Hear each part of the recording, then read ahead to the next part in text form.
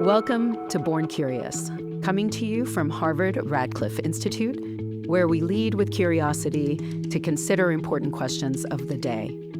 I'm your co-host, Ivelisse Estrada.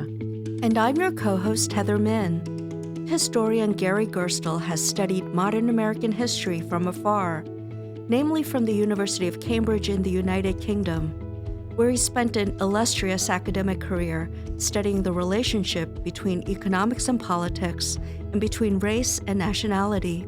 He returned to the United States and his alma mater as a Radcliffe Fellow amid the 2024 national election.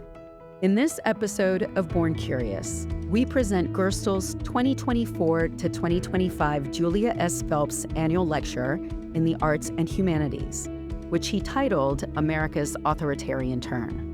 He is introduced by our dean, Tomiko Brown-Nagin. Let's listen in. Good afternoon, everyone.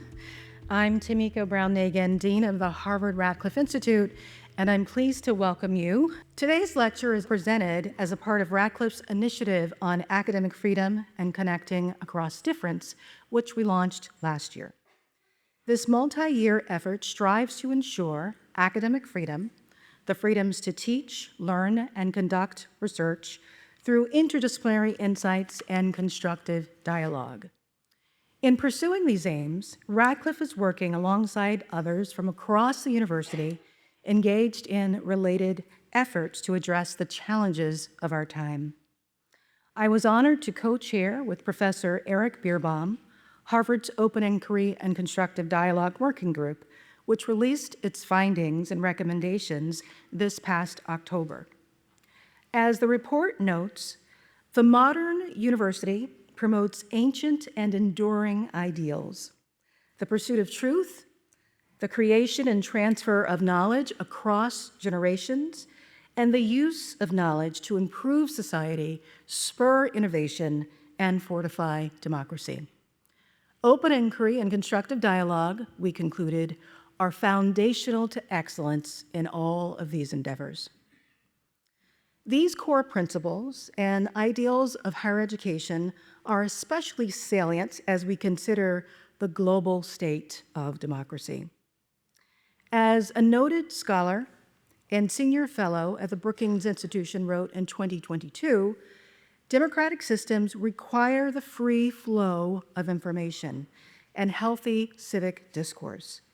Without the means to question authority and work free of fear, it becomes easy for countries to slide into a liberalism or outright authoritarianism. In recent years, scholars and international organizations have warned of such democratic erosion worldwide. For instance, the Varieties of Democracy Institute at the University of Gothenburg found that in 2023, democratization is taking place in 18 countries, while 42 countries are in ongoing episodes of autocratization. The Institute further noted that the proportion of the world's population living in autocracies has grown from 50% in 2003 to 71% in 2023. In his lecture today, Gary Gerstle will bring an historical lens to bear on these contemporary trends to examine authoritarianism and democratic fragility in and beyond the United States. Gary is the Paul Mellon Professor of American History Emeritus and Paul Mellon Director of Research in American History at the University of Cambridge. This year, he holds the Joy Foundation Fellowship at the Radcliffe Institute.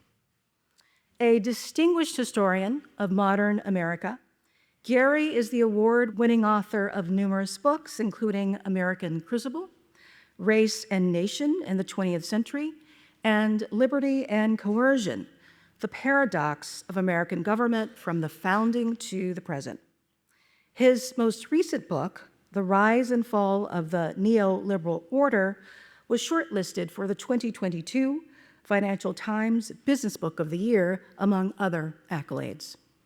In this book, he tracks the ascent and dissolution of what he calls the neoliberal political order, raising the question of what new political movement might emerge from the polarization and social strife of the recent past.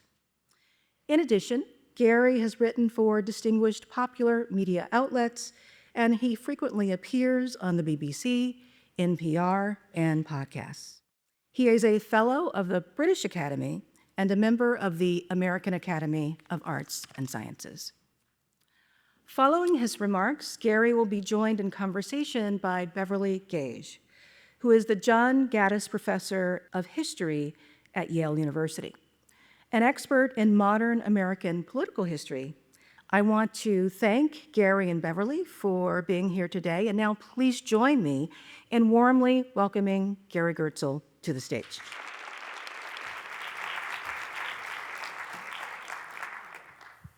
Beverly Gage thought that was my best Mussolini pose.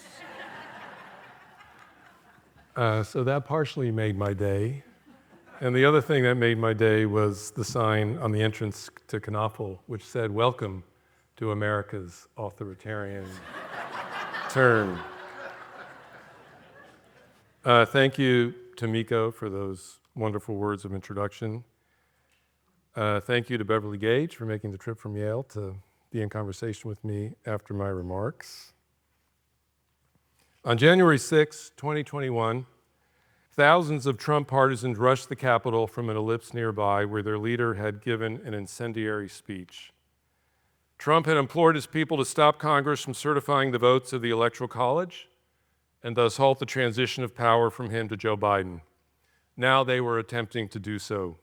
No president prior to Donald Trump had ever encouraged an assault on the seat of popular government that it was his constitutional duty to protect.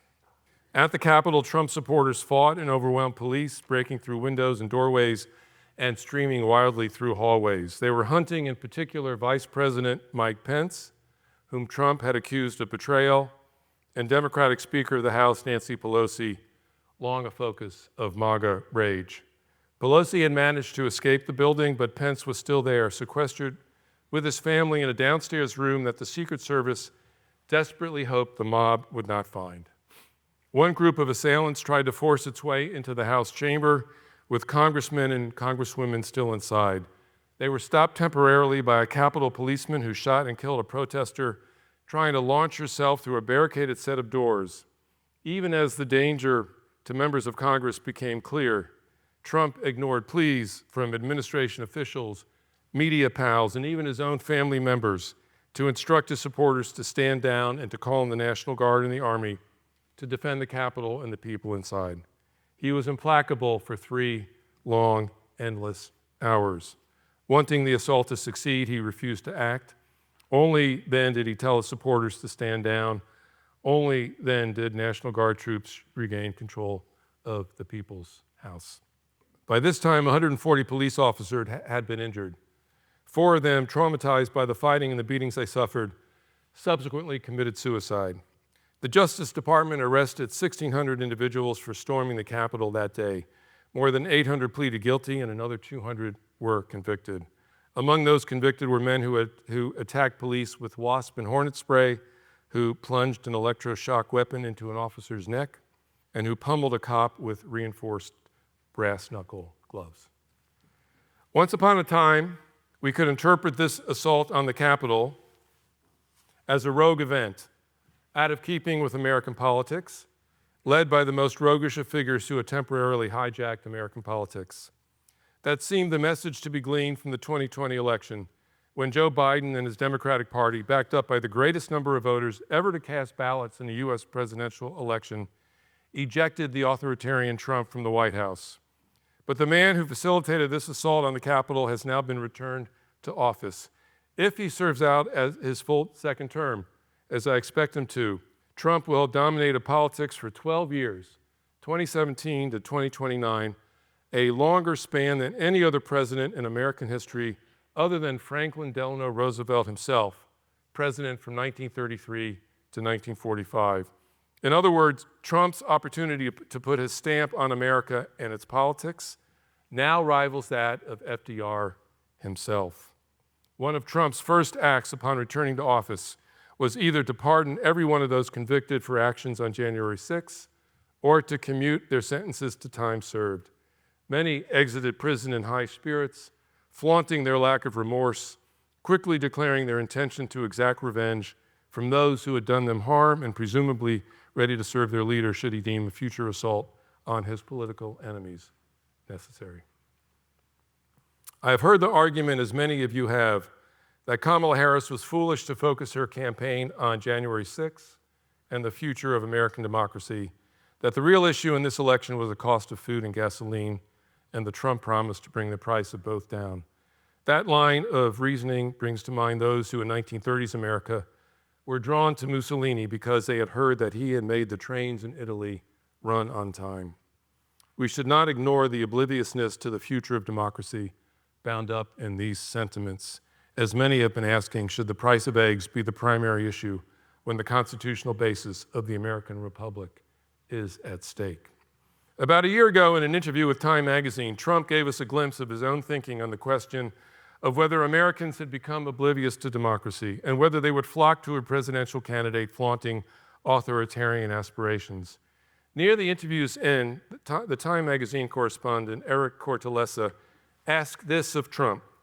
You said in a town hall discussion with Sean Hannity several months ago that you only want to be dictator for a day. What did you mean by that? Oh, Trump responded, that was just a joke. Going on to say that every person present at the town hall knows that, his words, he was just having a bit of fun.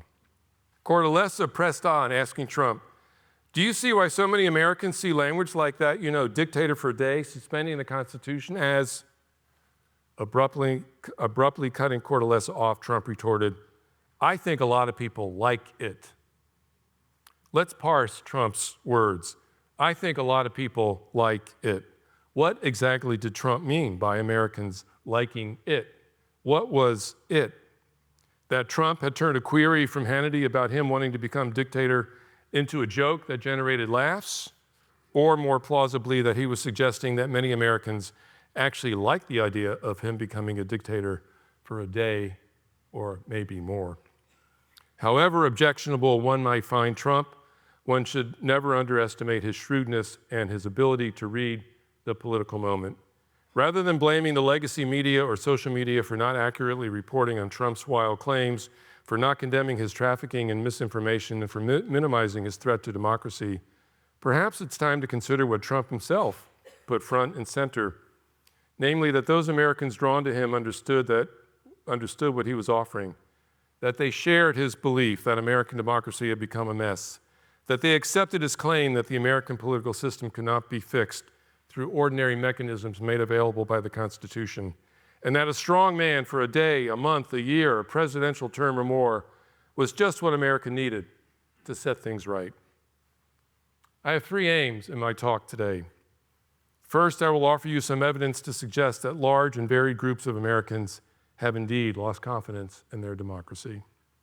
Second, I will look for the roots of that loss of confidence in the 1990s and 2000s, when a powerful but unregulated system of global capitalism upended the livelihoods and lives of millions.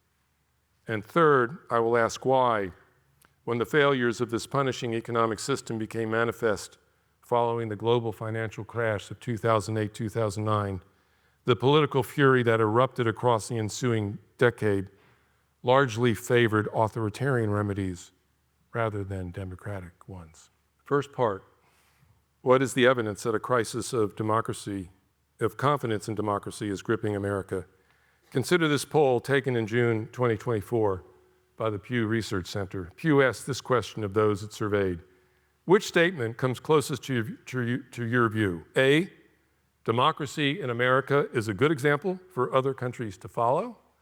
B, democracy in America used to be a good example for other countries to follow, but has not been in recent years. C, democracy in America has never been a good example for other countries to follow. A mere 19% of those surveyed chose option A. Democracy in the US is a good example for other countries to follow. A whopping 80% said democracy in America used to be or had never been a good example for other countries to follow. In short, in June 2024, 4 out of 5 Americans surveyed gave their democracy a failing grade. A poll conducted by the New York Times in January 2025 yielded even darker conclusions. Its chief finding, 88% of American adults believe that America's political system is broken. 9 out of 10 Americans believe America's political system is broken. There was virtually no difference in the polling of Democrats and Republicans on this issue. These polls did not measure change over time, but other polls have, registering a 21st century decline in the regard that Americans have for their democracy. The steepest drop has occurred among the young, perhaps because they are having difficulty identifying a period in their own lifetimes when American democracy could be said to have functioned well. I have recently been constructing stories of democratic disillusionment among individual Americans. Here's a glimpse of one story I've been developing pertaining to a young man whose name will be familiar to you, Luigi Manion, the lone wolf who on December 4th, 2024, assassinated United Healthcare executive Brian Thompson in cold blood in front of a Swank hotel in Midtown, New York City. In 2016, Luigi Manion seems to have been comfortably mainstream. Born into a wealthy and politically prominent Maryland real estate family, he had excelled at a posh private high school in Baltimore.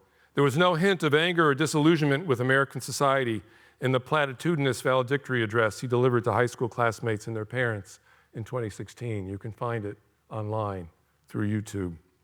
Manion went off to the University of Pennsylvania that same year, majoring and excelling in computer science, graduating in 2020 and then going to California to work as a software engineer. At some point between 2016 and 2021, Manion's disillusionment with tech and more broadly with American society set in. In 2021, Manion posted on Reddit a positive review of industrial society and its future, a radical and rather mad manifesto written 25 years ago by Ted Kaczynski, the so-called Unabomber, who warned that industrial and technological advances were destroying humanity. A word or two on Ted Kaczynski for those of you in the audience too young to remember, the Unabomber. In the 1970s, Kaczynski had abandoned a promising career as a mathematician to wage war on the industrial technological complex that he loathed. He became a recluse, living in a remote cabin without plumbing or electricity. There he taught himself how to build bombs. Typically, he sent his exploding contraptions through the mail, killing 3 and injuring 23 across a campaign that went on for nearly 20 years. The FBI finally identified Kaczynski as the bomber in 1995 and arrested him in 1996. A federal court sentenced him to life in prison in 1998. He died in prison by suicide in 2023. In 2021, Manion wrote this on Reddit about Kaczynski's treatise. It's easy to quickly and thoughtlessly write this off as a manifesto of a lunatic. Yeah. But Manion insisted Kaczynski was not to be dismissed as a crazy Luddite. Rather, he was to be seen as clairvoyant, able to discern patterns that others could not see. Manion admired Kaczynski for having become what he called a political revolutionary. He quoted approvingly the words of another Reddit reviewer of Kaczynski's manifesto that praised Kaczynski for having, quote, the balls to recognize that peaceful protest has gotten us absolutely nowhere. When all other forms of communication fail, violence is necessary to survive. To what failures of political protest was Manion referring? Those against the Iraq War? Those against the 1% by the 99%, the defining slogan of Occupy Wall Street? Those against racism and Black Lives Matter? Bernie Sanders' attempt to pull the Democratic Party in a leftist direction, blocked in March 2020 when the party's elite quickly fell in line behind Biden? The George Floyd protests in 2020 to uproot structural racism? We don't yet know, though we may find out if Manion invokes a time-honored anarchist tradition as fellow Italian Sacco and Vanzetti once did, and succeeds in turning his criminal trial into a platform for broadcasting his political views. Stay tuned to that. What does seem clear is that Manion's attraction to violence only intensified after he embraced the Unabomber in 2021. When Manion was arrested in Altoona, Pennsylvania in December 2024, he had on him a notebook in which he began to scrawl justifications for his violent act. I do apologize for any strife or traumas I have caused, but it had to be done. Frankly, these parasites had it coming. Corporations like United Healthcare, quote, have simply gotten too powerful, and they continue to abuse our country for immense profit because the American public has allowed them to get away with it. We don't yet have any evidence suggesting that Mangione had joined a radical group or that his attack on Thompson constituted a conspiracy that involved multiple individuals. But if Mangione acted alone, he was hardly a solitary figure in expressing anger at the sham he charged American democracy had become. Mangione's violent act drew a tremendous amount of popular support, especially from the ranks of TikTokers. Here's a sampling. One TikToker insisted that the murdered CEO of United Healthcare should not be described as an innocent and loving family man. This is a dude whose job it is to commit murder behind a corporate veil. They are wolves who want to kill you for your money. Another TikToker declared, "It doesn't matter if Brian Thompson's assassination was moral or not. Violence is the predictable outcome of an irrationally cruel and violent system that prioritizes the profit of a few over the lives of many." Not only would I not turn in today's hero, announced a third TikToker referring to Mangione, I would Anne Frank him in my fucking attic. Welcome to the French Revolution, intoned a fourth TikToker, as though he were issuing a warning that the world of the ultra-rich was about to be turned upside down as it had been in 1789. How representative are these TikTok videos of broader sentiments among young Americans? One poll found that 45% of university students sympathized more with Mangione than with Thompson. Another poll conducted by Emerson College backed this finding up, revealing that among young Americans, more than 40% found Thompson's murder acceptable. 40% approval for the kind of cold-blooded murder that Mangione committed is actually shocking, providing additional evidence that among many young Americans, no longer believe that ordinary democratic channels of protest suffice. Declining confidence in American democracy is, of course, a symptom, not an explanation for how the U.S. arrived at this point. Some would argue that American democracy has long been troubled and that this current disillusionment is nothing new. The structural flaws of American democracy are plain for all to see. Here's a brief list. The Electoral College, which permits a candidate who loses the popular vote to become president. The disproportionate amount of political influence exercised by small rural states. The corrupting effects of unlimited amounts of private money pouring into political campaigns. Massive disenfranchisement of the sort that occurred during the Jim Crow era and that shows signs of reviving today. And excessive and biased power of the Supreme Court.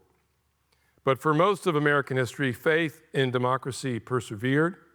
Many Americans continued to believe that their democracy could be improved, repaired, renewed. I'm not sure that such belief, such faith endures. If I am right about that supposition, then the current crisis in American democracy is of a more recent vintage. Where do we locate its origins? For me, they are to be found in the 1990s, and first and foremost in economic rather than political developments, specifically in an international economic system that became dominant at the time, what I have elsewhere called the neoliberal order. This economic system promised economic prosperity and security not only to all Americans, but to all the peoples of the world. It delivered that prosperity to some, but at the cost of convulsing the lives of others, stripping them of their jobs, their communities, and their hopes for a better future. When the economic convulsions became severe, as they did during and after the global financial crash of 2008-2009, democratic governments in the global north proved unable to deliver the necessary remedies. This broad failure of democratic government in the aftermath of 2008-2009, not just in the US, but in other liberal democracies of the global north, created an opening for authoritarian thinking and impulses to pass from the margins, where they had always resided, into the mainstream. Let me expound on the summary I've just given you. The neoliberal economic order became dominant in the US and the world after 1991, when the fall of communism in the Soviet Union opened the entire world to capitalist penetration to a degree not seen since prior to the First World War. The core ambition of neoliberalism was to release capitalism from regulatory constraints, abolish obstacles to free trade and the free movement of people, and power economic growth and prosperity everywhere. Its ambition was grounded in a belief that capitalism, released from constraints, would deliver extraordinary levels of economic growth. Its liberalism was not the social democratic liberalism of Franklin Roosevelt, but the classical liberalism of the 18th century Scottish economist Adam Smith. Release economic energies from constraints, and the wealth of nations would rise to extraordinary heights. This was a powerful and alluring dream.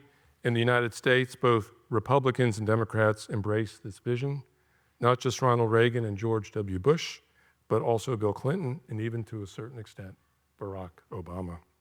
The neoliberal order delivered on some of its promises, most notably in raising up middle classes of ample size and security in broad swaths of the developing world. But the stimulation of economic growth in these countries often stripped it away from the global north. Between the 1980s and 2010s, countries in the global north hemorrhaged millions of manufacturing jobs to the global south, to the point where whole industries were hollowed out, as were the cities and regions in which these industries had once flourished. The declining fortunes of the working classes of the global north have been well documented. In the United States, intergenerational social mobility had been a hallmark of economic and social life since the 1940s, especially for white working class Americans.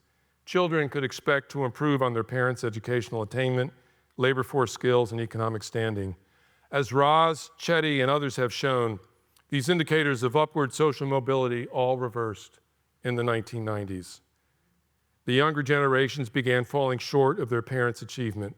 By the 2010s, what the economists Angus Deaton and Ann Case have called deaths of despair, deaths arising from alcoholism, drugs, and suicide, began to soar among white, male, middle-aged Americans, triggering a historic reversal in life expectancy across this cohort. Despair was worsened among some by the perceived racial implications of the white working class's decline. The globalized world of free trade had not only stripped white workers of their jobs and prosperity, it also appeared to be handing those jobs and hopeful futures to people of color in China, Southeast Asia, and India. 100 years ago, W.E.B. Du Bois wrote that white workers had long benefited from what he called a psychological wage. By this he meant that white workers, however poor they may have been, occupied positions of privilege as members of America's white race. This rank did not ease their poverty, but it certainly, Du Bois argued, enhanced their status. The privilege of whiteness had long had an international dimension, manifest in the way that Europe and the United States had for centuries dominated Asia, Africa, and the Caribbean economically, politically, and culturally. The breakup of Western empires and the emergence of independent states across Asia and Africa in the decades after World War II eroded this domination. Nevertheless, airs of superiority lived on, so much so that many members of the white working class in the global north, even into the 21st century, had trouble accepting the reversal of fortune that was becoming manifest, namely that people of color in formerly subjugated and colonized lands were now prospering in ways that once privileged whites in Western countries no longer were. This reversal of fortune was evident not just from observations of the dynamic growth rates manifesting themselves in the faraway economies of China, Korea, Taiwan, India, Indonesia, and Brazil.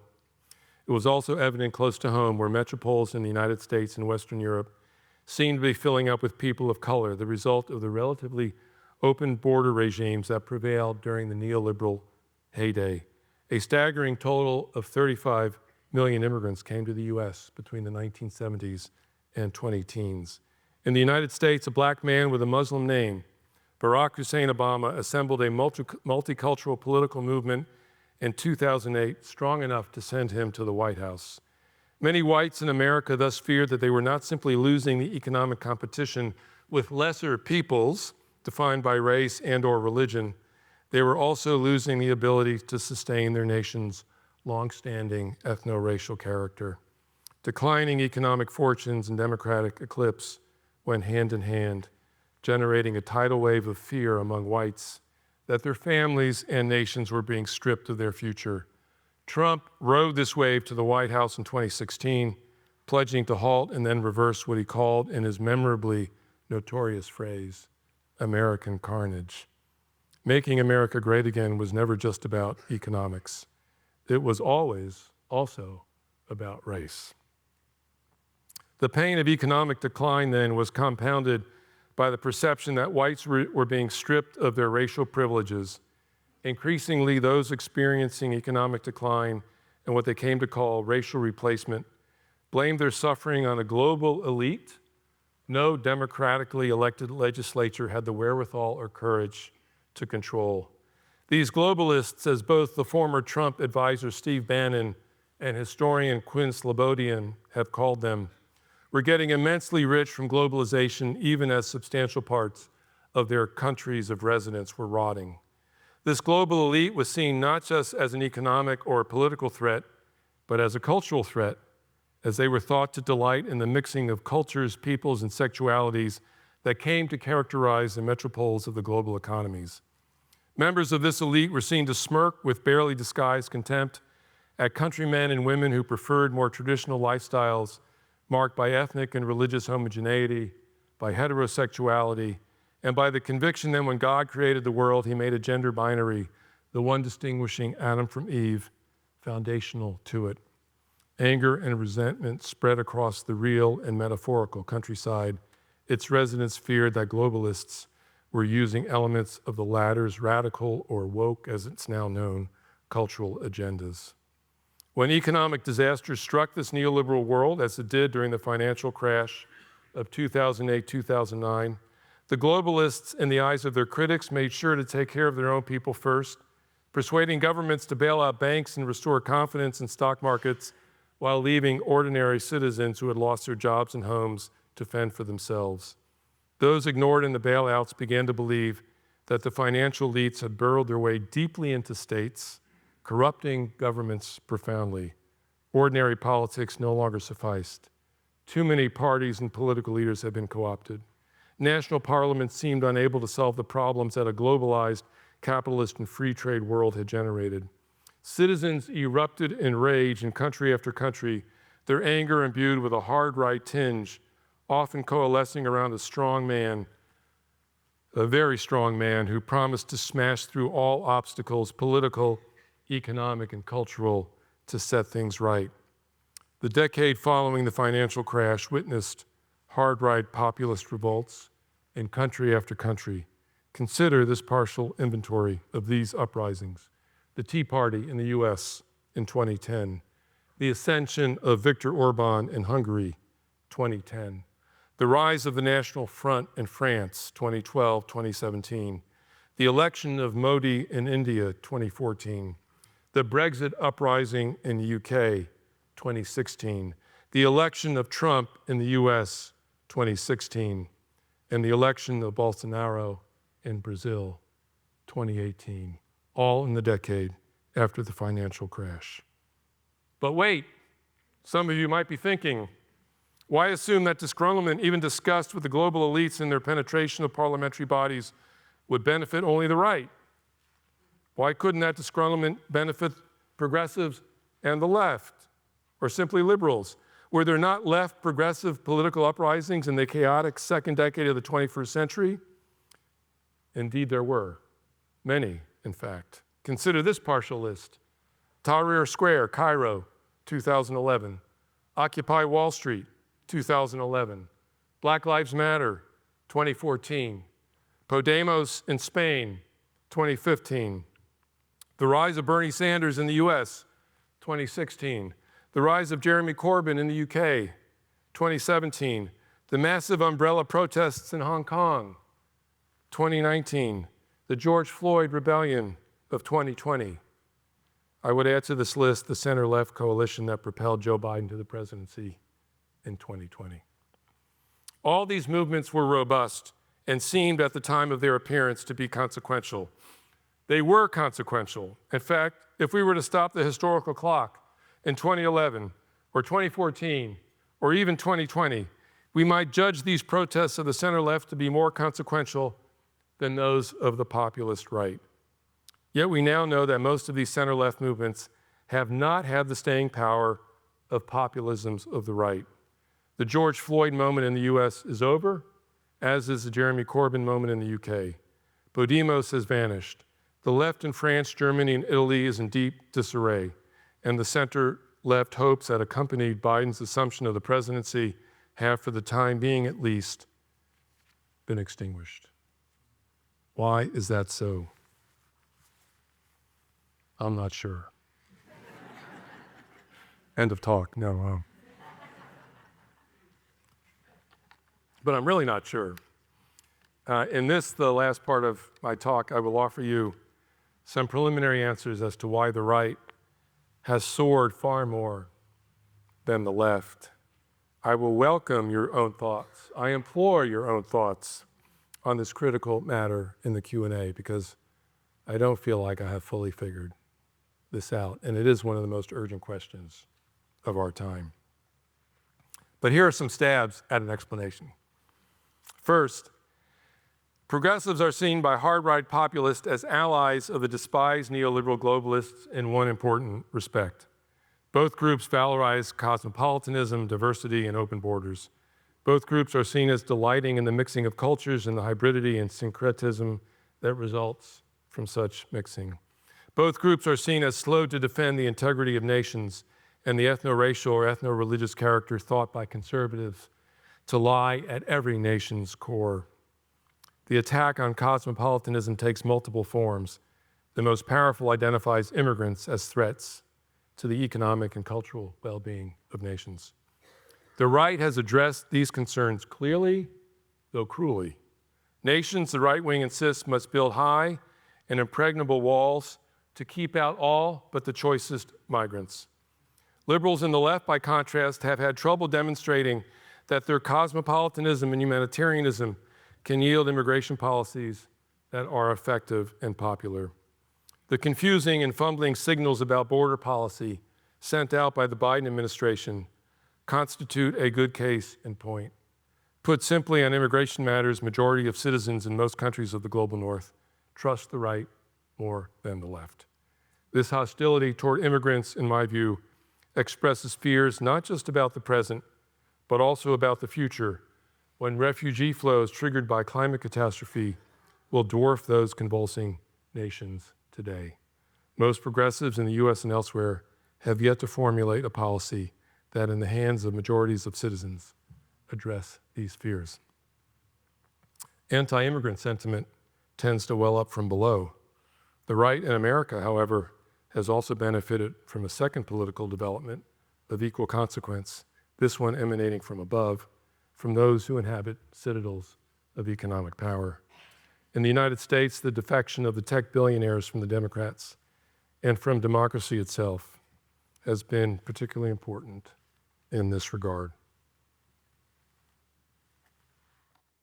In 2016, many of the wealthiest and most powerful figures in and around Silicon Valley either opposed Trump or reluctantly supported him. By 2024, that elite opposition had melted away. One tech lord after another now demonstrated an eagerness to bend a knee to Trump, with several making personal pilgrimages to Mar-a-Lago to do so. Their support mattered nowhere more conspicuously than in Elon Musk's decision to spend $280 million of his own fortune on Trump's re-election campaign and to use his Twitter X social media platform as a megaphone to broadcast Trump's virtues and Kamala Harris's defects to his 200 million plus followers. In their own tales of conversion to MAGA principles, these tech billionaires frequently invoked their unhappiness with the so-called wokeness of the Democrats. It is well known that Musk blames wokeness for his son's decision to become a trans woman and to cut off all communication with their father. Or to take another example, that of Mark Andreessen, tech entrepreneur, internet founder, and billionaire venture capitalist. Andreessen has complained that political correctness among his employees made the task of managing the workforces of his various companies unbearable. But equally important in the tech lord's conversion to right-wing politics was something else, namely the Biden administration's determination to impose on them a regime of public regulation that they had never experienced before. In the 1990s, Bill Clinton had worked hard to pass legislation that freed the tech sector from virtually all public regulation. Clinton's disposition was true to the neoliberal argument, dominant at the time, that the IT revolution would flourish best if market forces were allowed to work their magic, free of government guidance or intrusion. The Biden administration broke with that neoliberal creed profoundly. It attacked corporate privilege and power across a broad front. It sought to level the playing field between workers and their employers by supporting efforts of unions to organize workplaces. This pro-union disposition especially angered Musk, who was doing everything in his power to keep the United Auto Workers out of his Tesla production plants. Lina Khan, Biden's chairperson of the Federal Trade Commission, launched a major antitrust campaign against Amazon while developing a regulatory framework to make sure Microsoft and Google's ventures into AI were compatible with the public interest. Biden's Justice Department, meanwhile, filed an antitrust suit against Apple, alleging that it was using its monopoly in the smartphone industry to strangle or buy up innovative competitors. Through Gary Gensler, head of the Securities and Exchange Commission, the Biden administration was attempting to tame the wild west of cryptocurrency and to insulate the traditional financial sector from its potentially harmful impacts. This multifaceted effort to rein in high tech exasperated Mark Andreessen, prompting him to explain upon leaving one meeting with senior White House staffers, "Oh my God, they're going to kill us. They're going to kill our companies. We are no longer dealing with rational people," meaning the Biden administration. Only Trump, Andreessen now believed, could protect him and other tech lords from this onslaught. In the month after Trump's election, Andreessen, who had voted for Democrats for most of his life, spent half his time at Mar-a-Lago assisting the president-elect's team with his transition back into power. Was Andreessen concerned that democracy might suffer under a Trump administration? Not so much.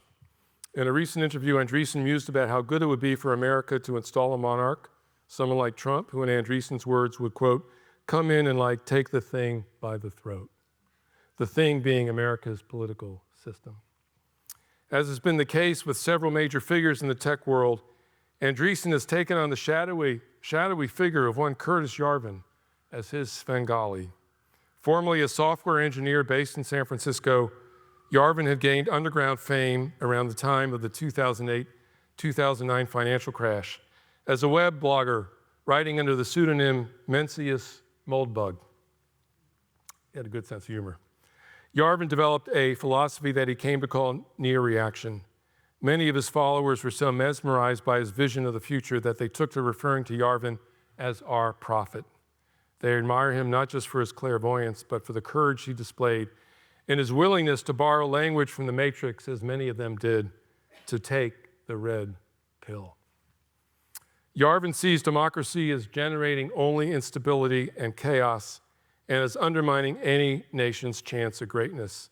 In an analysis that owes a great deal to the theorist of the managerial revolution, James Burnham, Yarvin argued that American democracy broke down in the 1940s, its place taken by a bureaucratic oligarchy, which also failed to govern effectively.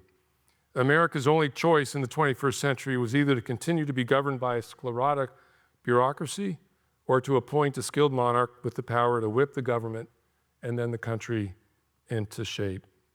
Yarvin's preferred monarch was not one cut from the sorry cloth of Charles III, sorry Charles, the UK's reigning but emasculated monarch. No, Yarvin declared only, quote, absolute monarchy would do.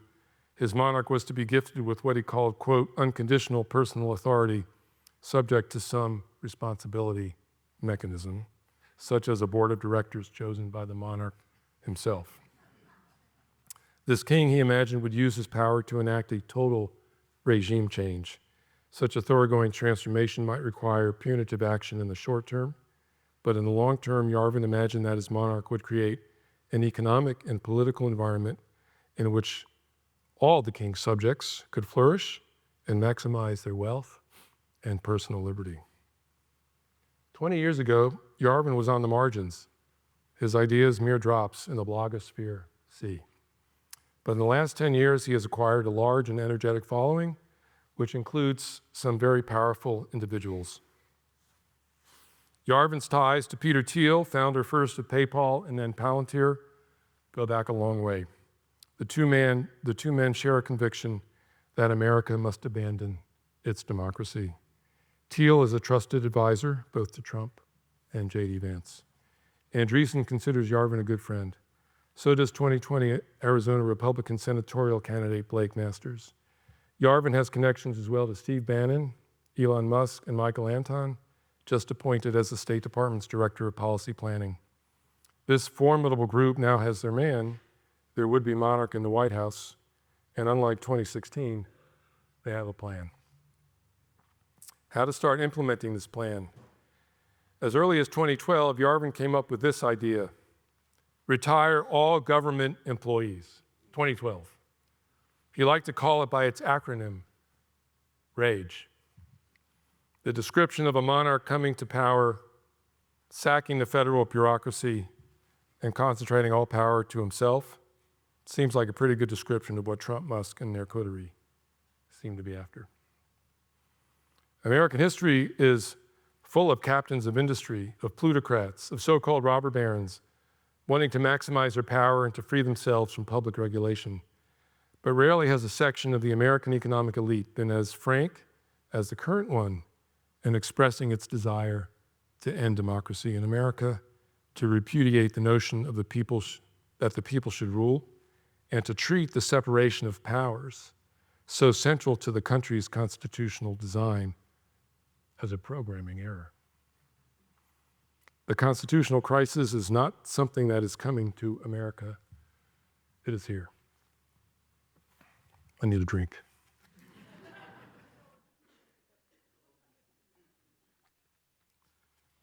In conclusion, what is to be done? You will help me with this in a few minutes. First, we should not be complicit in a very broad campaign, visible not just among Republicans, but among Democrats, to consign the Biden presidency to the dustbin of history. The Biden project, really a collaboration between the center and left of the Democratic Party, believed that the vast economic inequalities of the neoliberal era would have to be reduced if America were to regain its promise. Private capital would have to be put under a regime of serious public regulation. This conviction underlay Biden's desire to be seen as the second coming of Franklin Roosevelt. He wanted to find a way to harness capitalism in the 21st century so that it would serve rather than upend the public interest. Andreessen's declaration that they're going to kill us, they're going to kill our companies, distilled into one exasperated cry, the fear that the Biden project instilled in the tech lords. The Biden administration threatened the privileges of the tech industry in ways in which no previous administration had done. The stakes of this power struggle are high, were and are high. Would private capital or the public interest prevail? The Biden presidency, despite passing important legislation, did not succeed in selling its project of disciplining capital to the American people. Why not? Was Biden just too old? Too lacking in his capacity to demonstrate vigor and to inspire? Yes. Did COVID-era inflation hurt? Absolutely. Did Musk's $270 million, 355 private airplane flights in the year prior to the Trump inauguration, and command of Twitter provide Trump with the 270,000 votes he needed in 3 states to eke out his razor-thin victory over Kamala Harris and to deny the Biden project the second term it desperately needed? Quite possibly. But here's another possibility, one that few have considered, namely that the problem with the Biden administration was not that the president was too old, but that his political project was actually too young. It was too young, too unfamiliar to America and Americans, having been birthed a mere 5 or 10 years before he took office in 2021. Historically nascent progressive movements in the US have struggled for decades and have suffered multiple defeats before acquiring a stable institutional basis and enduring power. World War I killed off the first progressive movement, much as we may one day point to the COVID epidemic, a trauma comparable to the trauma of war, as having killed off the Biden project. Yet the original progressive movement, defeated in 1920, returned as the New Deal 12 years later. Perhaps the green shoots of progressive governance that broke through the political soil during the Biden years will flower, and do so sooner than we think, in the 2030s. If that future is going to have a chance of materializing, citizens in America who still believe in democracy must fight like hell to preserve the integrity of the 2026 and 2028 elections. The key strategy of today's authoritarians, as Harvard political scientists Steve Levitsky, Daniel Ziblatt, and others have shown, is not to eliminate elections, but to rig them so that the governing party always wins. Viktor Orban has been deploying this technique in Hungary to great effect. Several of Trump's key advisors have been ardent in their desire to Orbanize America. Once the electoral system has been corrupted in this way, ejecting authoritarians from office becomes far more difficult. Finally, Americans who have lost their faith in democracy must find a way to get it back. As I've tried to suggest in my remarks today, this loss of faith runs far deeper than most of us have acknowledged. It is present among Republicans and among Democrats, among the poor and among the rich, among radicals, conservatives, and reactionaries. It has facilitated Trump's rise and return to power. It is not my job to tell you how to reclaim that faith. Inevitably, a resurgence of faith must be accompanied by plans to reform American democracy. It must include a full reckoning with the times and places when democracy in America has failed to deliver on its promise. It will require new strategies focused both on the electoral arena and on social movements that lie beyond it. But reclaiming faith is essential, not simply for building a better future, but also for getting through America's authoritarian present. Thank you very much.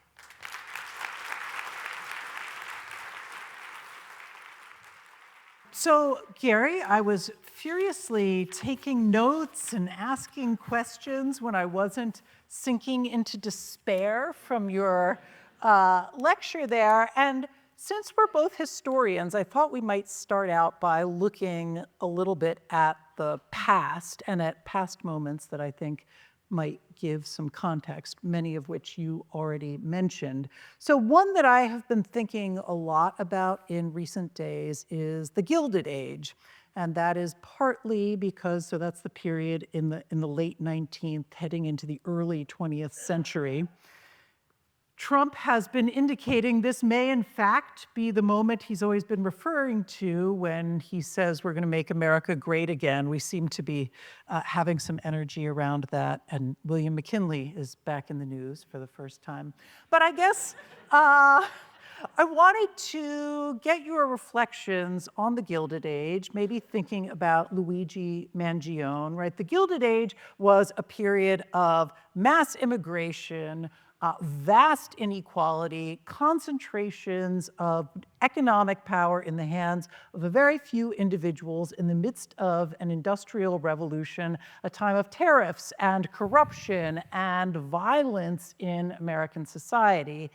And it produced two responses. One was, as you were suggesting, a response that came from the left in terms of mass organizing, particularly around labor. And then this is really the birth of what I think is being dismantled at the moment, which is the birth of some sort of administrative state, some sort of effective federal government that was going to even this out, cater to the needs of the American people. But then you also had another reaction, and that reaction was, by the 1920s, immigration restriction, actually on a level that's not on the table right now. I don't think anybody's talking about immigration restriction of that sort. You had the Ku Klux Klan basically taking over the Democratic Party for a while. You had a massive repression of civil liberties during the war. So I guess I want your reflections on the Gilded Age, but hasn't this process of action and reaction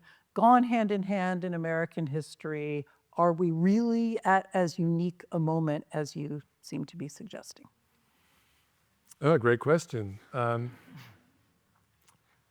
Gilded Age and the Progressive Era has a lot to teach us and to reflect on. And certainly the crises of that era were as momentous as the crisis of today. But what I see in that period is a confidence and hope both among liberals and the left. This was at the dawn of we might call the working class century, the communist century, the sense of a left having a message of emancipation for the working class, of transforming the world. And I think some of that optimism, some of that hope, and some of the confidence of liberals has been lost. One of the favorite terms that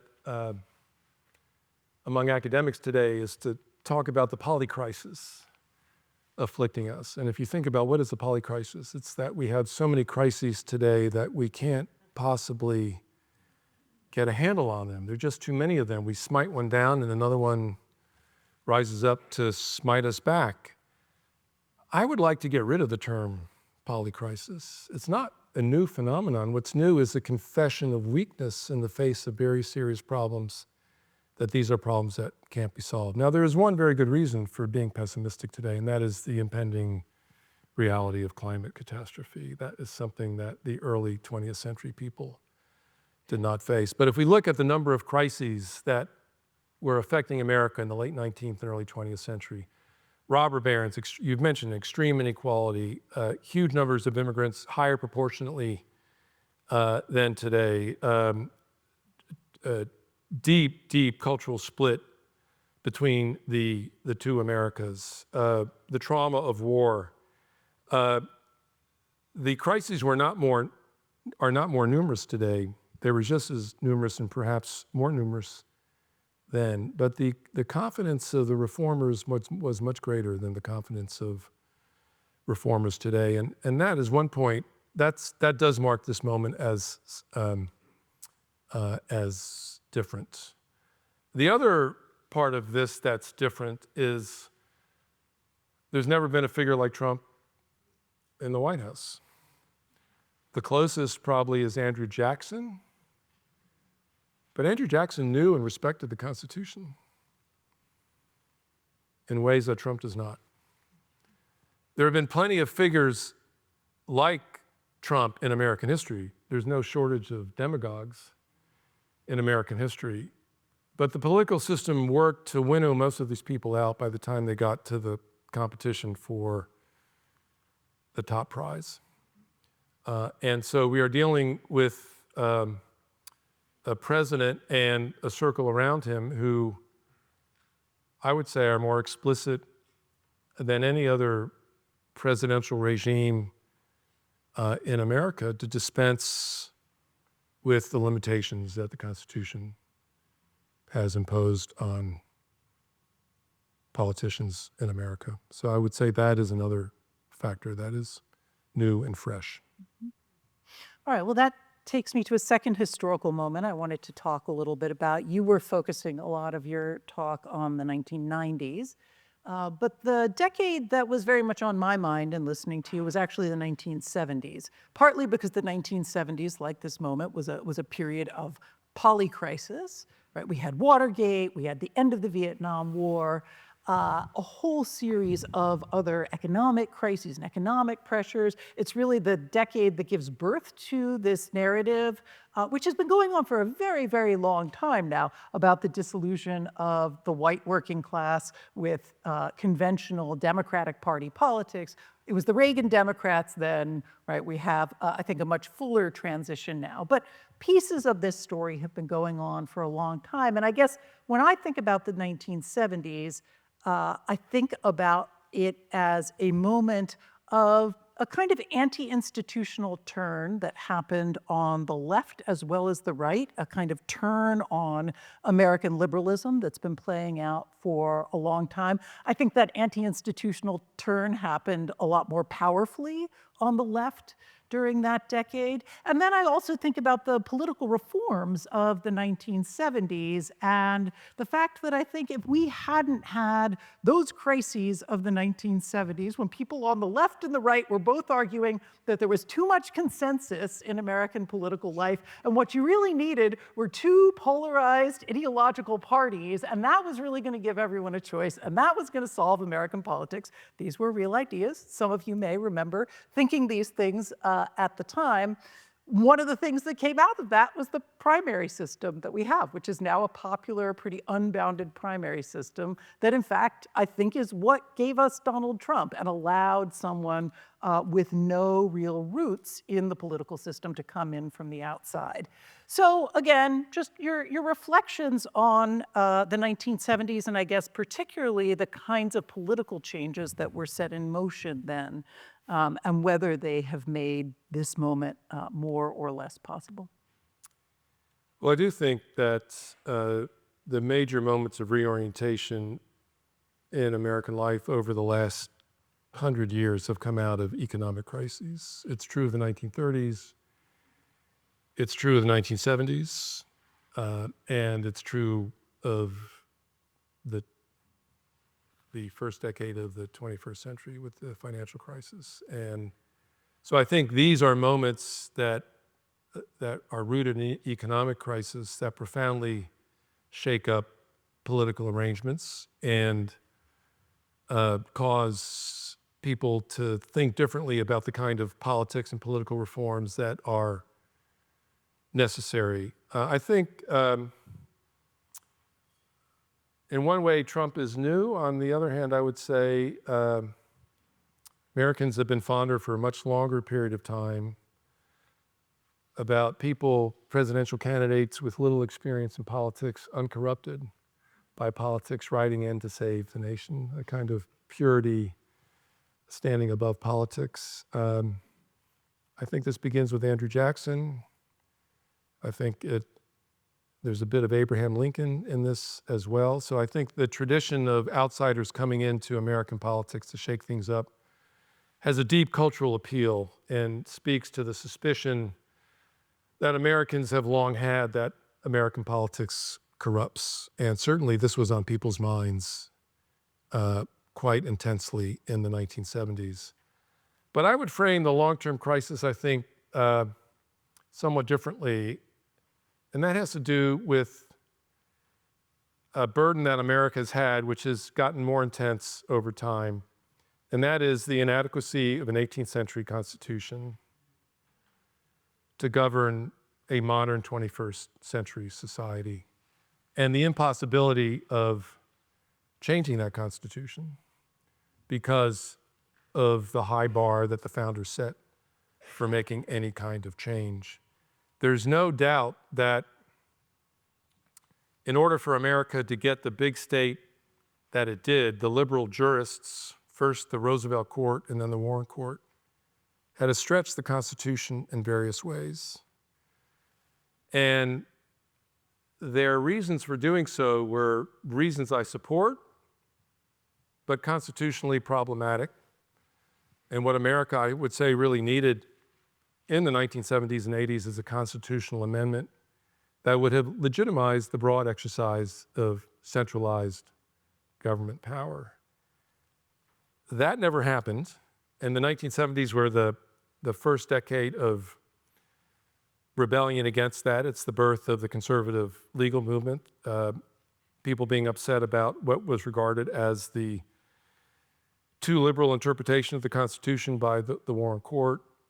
And conservatives and Republicans have battled for decades to take that state down, first trying to do it by constitutional means, which failed again and again and again. Grover Norquist, one of the leaders of this movement in the 1990s, said, I want to shrink the size of the federal government until I can drown it in a bathtub.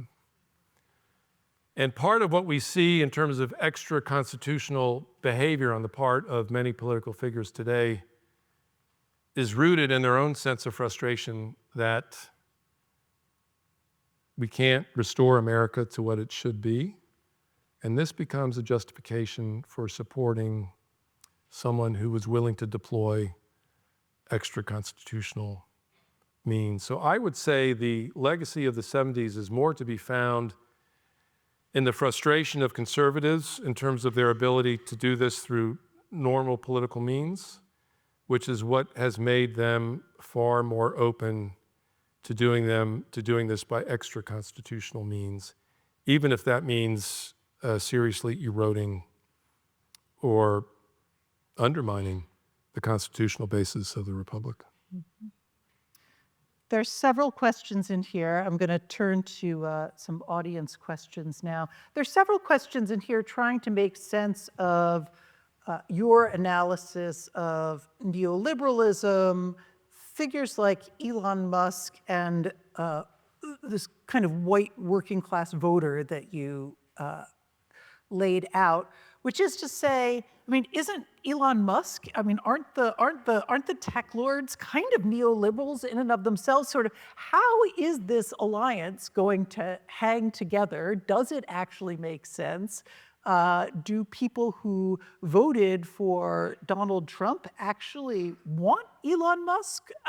And did those things appear to go together? But I guess sorting out these categories, because in fact, it doesn't seem like a natural fit. And in a lot of ways, this doesn't look like a reaction against neoliberalism. It looks like a kind of hyped up neoliberalism to the degree that that was about the emphasis on the private, about choice, about individualism, about pushing back against the collective, about dismantling the government. And so I think there were just a variety of ways of phrasing this in here. But how do you sort out those categories? With difficulty. Certainly, there's a libertarianism among the tech lords that recalls a neoliberal heyday of wanting to be freed from all constraint to do what they want to do. But the neoliberal order was a global project involving the entire world that saw a role for the state in terms of regularizing rules of trade, commerce, laws of the sea, respect for national sovereignty. That there had to be a code, there had to be an edifice of law, international law. WTO is an expression of that, to make sure that the system was working effectively. And what is being, I think, possibly torn up now is that commitment to an international rule of law that was designed to protect the interests of what we might call the capitalist class and the elite, and a kind of cowboy mentality on the part of Musk and Trump and others that we don't need these laws. So on the one hand, it's a libertarianism, neoliberalism on steroids, but it's sacrificing a legal framework where one of the principal architects of neoliberalism, Friedrich Hayek, considered essential for its success. And so it risks a kind of lawlessness, power politics, domination of the strong over the weak, which the neoliberal order wanted to achieve, but it wanted to achieve it through legal means. This current administration, if it continues along this path, is threatening a lot of that and substituting it with something else, which is might makes right. Now, it's the other part of this. What do the tech lords have in common with white workers? How do they bridge the class divide? Well, Trump had a lot of promises in his campaign that he was going to make life better for ordinary workers in America economically. There's no sign yet of him delivering on those promises. And that makes the cultural campaign they're waging the campaign against wokeness, the campaign about emasculating men by promoting white men, not promoting white men, by emasculating white men by promoting people of color, by promoting women, by promoting a different way of organizing the society that deprives white men of their older privileges. We saw this in the tremendous support that Trump received from young men, not just among white men, but for the first time penetrating into the districts of Latino men and black men, attracting levels of support among them that have not really been achieved before. So there's a struggle to reassert masculinity in a world in which these white men see a process of emasculation happening over the last 20 or 30 or 40 years. And one of the manifestations of this is the podcasting world. It's one manifestation of this, which is heavily dominated by white men, unapologetic about their aggressive masculinity. Another manifestation of this is the world of worldwide wrestling, which Trump has always been deeply involved with, and which celebrates and has celebrated for years and decades a kind of macroaggression as a way of life. And it has struck me how ironic it is that in so many places that I inhabit, there's so much concern about microaggression, which is a term common in universities. Whereas in these other districts, what is being celebrated is a macroaggression and the reassertion of a traditional masculinity of the crudest, most dominating sort. This becomes a mechanism, I think, of deflecting attention from what's not actually happening on the economic front. The dividend is being paid in culture. It's another version of Du Bois's psychological wage. You can delight in being a member of the fraternity and the brotherhood, and that will compensate you for your continued poverty as a member of working class America. As to the question of, will the alliance between Musk and Trump last? Is the world big enough for the two of them? You're saying no? One theory is that it should have broken up already. But I think, anyone who comes close to Trump's orbit ends up getting burned by Trump. I mean, it's an incredible capacity he has. It's hard to find a person who's come into a close orbit with him and has exited that world better off than when they came in. I mean, Rudy Giuliani is probably the best example of that. Now, it is true that I think Trump is a bit intimidated by the sheer size of Musk's fortune, and that's going to cause him to keep him closer for a longer period of time. But I think Musk is serving a very useful purpose for Trump. Let Musk do all the work of raging, R-A-G-E, retire all government employees. Let that be his project. Give him a long leash. And if he hangs himself by that, Trump can come in at a later date as a savior and just cut that off and play the role of the hero once again. So you brought up the culture war aspect of what's going on right now. There are a lot of questions about structural power, whether constitutional checks and balances are even going to hold in our moment. Lots of talk of trying to measure exactly when we're going to be in a constitutional crisis. You know, there are the camps that are still watching. There are camps that say it's already here. And then, of course, there are camps that say, don't worry about it. It'll be great when it comes. But universities. So here we are. There's several questions in here about the role of universities as targets of attack in this moment, as forces in American culture, one way or another. These, of course, aren't particularly new in American history, but they seem heightened in this moment, and they seem to be about to have real consequences. I wonder what you think, as a professor at Yale, I have, in this moment, often thought, though, we've got one plan here, but I've often thought, is it better if I just keep my mouth shut for a while, right? Like anything said by a university professor at almost any place is taken to be delegitimizing by vast swaths of the population in this moment, rather than legitimizing. But what do you think about the current state of universities in this moment, their future, their past, and kind of what we should be expecting? Well, the universities are under attack. And it's important that we see this, part of what I try to convey in my talk, by bringing in the struggle between Biden and the tech lords. This is a struggle for power. And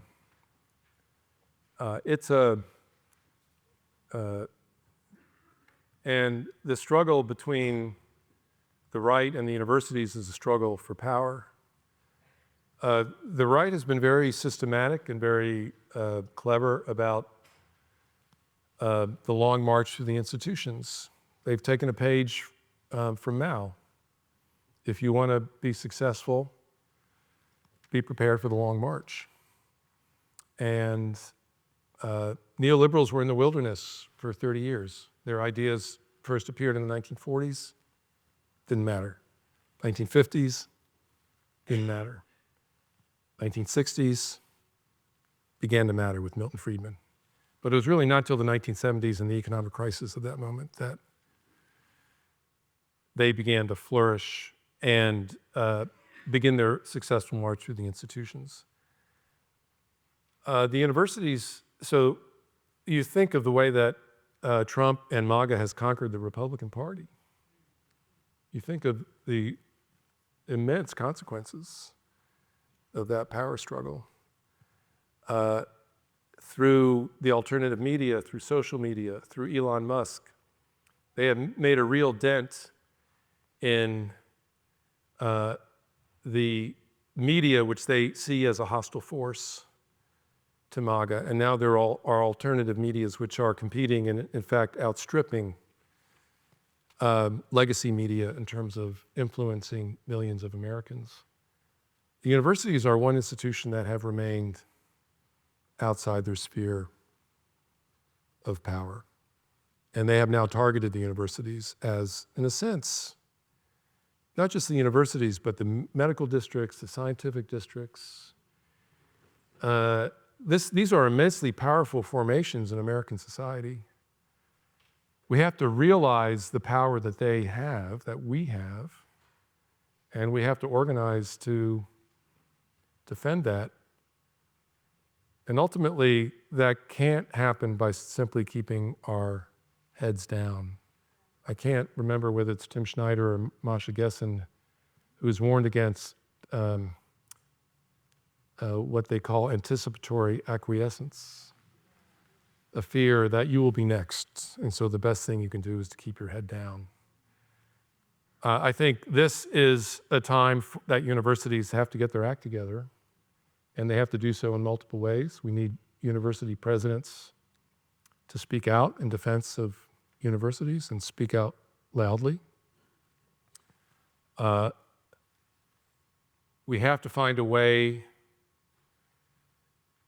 not to repeat in the near future the terrible divisions that convulsed Harvard and many other institutions last year for understandable and comprehensible reasons.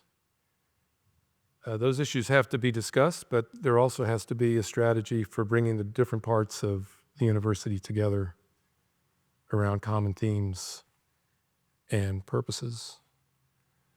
And I also think the universities have to do a better job than they have done of selling their mission to the broader American public and to find a way of crossing the chasm that now separates us from a very large section of American society that sees us as being up to no good. And this is the kind of project that each of us involved in universities has to begin with, and it needs to be a discussion that goes on internally, but then it has to have external ramifications. Let us understand the power that universities and the scientific community have, and let us begin to think about how we can begin to organize both to defend the values on which universities are based, but also to find ways to reach a public that has become very skeptical and often antipathetic to what it is we do. All right, we have time for one more question, and it is going to be along the lines of, what do we do?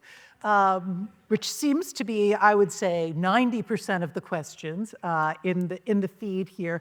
But in particular, I think there's a way in which a politics of crisis, a language of crisis, certainly the strategies of what we've seen in the last few weeks, which is this kind of barrage of action, the poly-crisis you talked about, that can be a very disempowering language, right? A crisis is overwhelming, people are panicked, people are reactive, and it seems to me that that's a natural response to a moment like this, but that actually, change happens over a much longer period of time. It happens through really thinking about good strategy, the tools that are available, whether it's universities or elsewhere, and beginning to not just be in a reactive pose, but to imagine something else that might be possible. So we'll just finish with the small question of what do we do? What's the right strategy? But no, what's your best case scenario, maybe? But any of those that you want to finish with here. I should turn it back to you and have you answer that question. I think we all have to struggle. I'm not as concerned about the initial sense of submission and acquiescence that has characterized the last few months. I think in 2016, it really did seem like a rogue event, and this cannot be happening to America. This is not America. Now we know this is America, and we need to take some time to figure out how to build a better America back.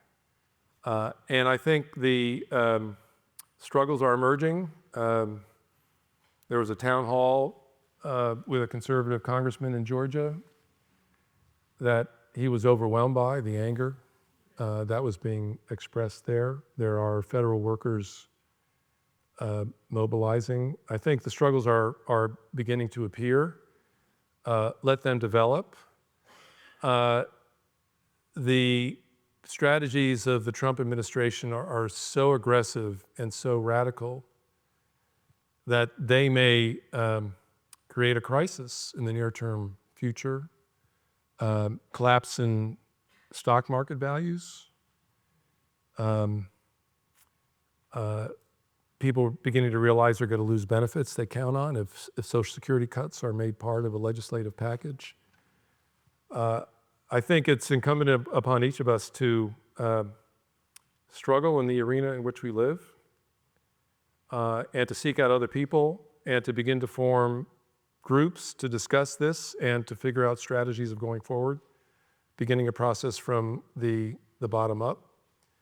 I think it's also important to begin to talk frankly about American democracy again, and if I'm right about the deep disillusionment that a lot of Americans have with democracy, we have to figure out a way to get that back. I think Kamala Harris was not wrong to focus on the democracy issue in her campaign.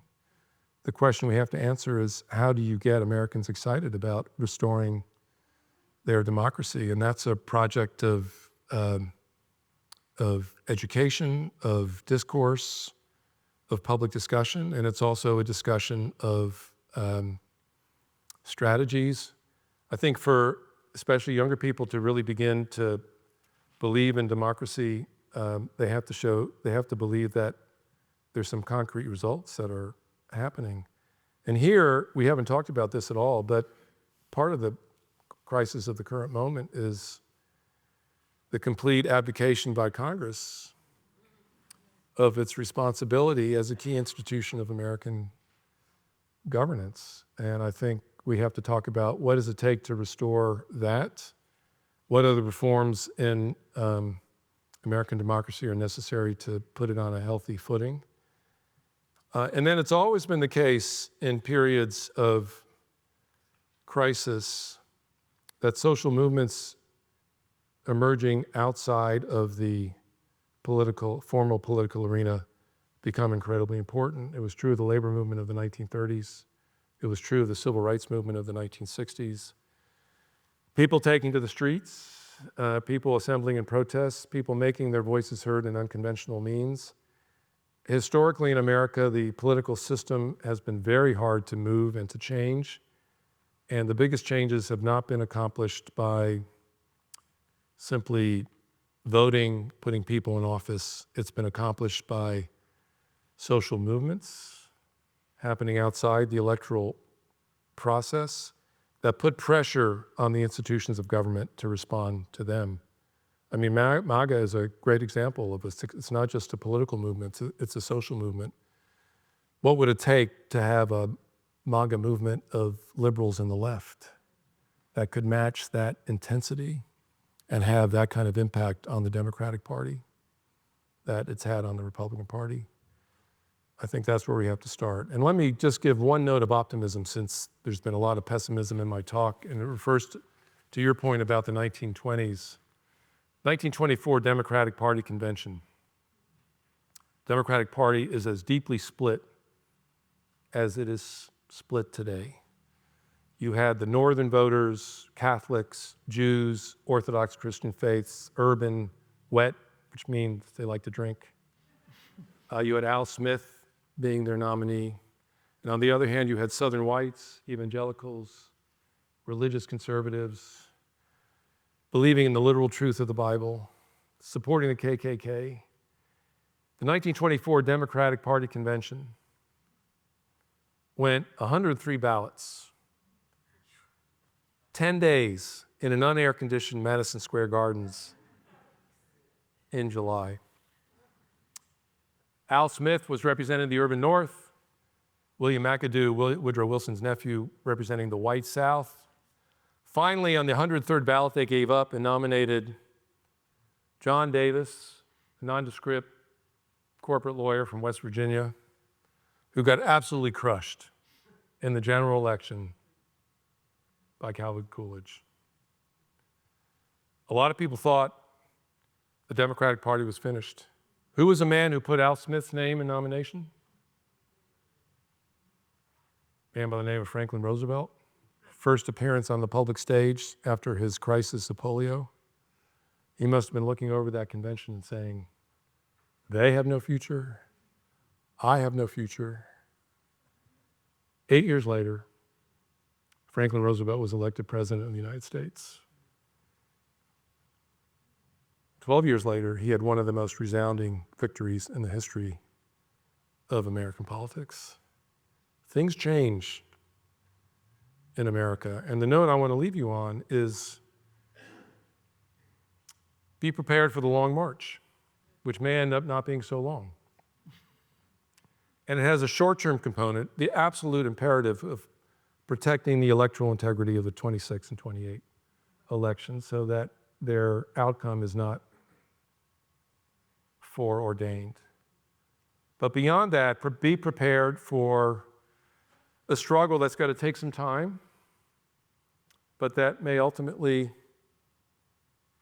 yield an America that we can be proud of, once again. Democratic, caring, just, where the rule of law and a better degree of economic equality has been restored. Thank you, Gary.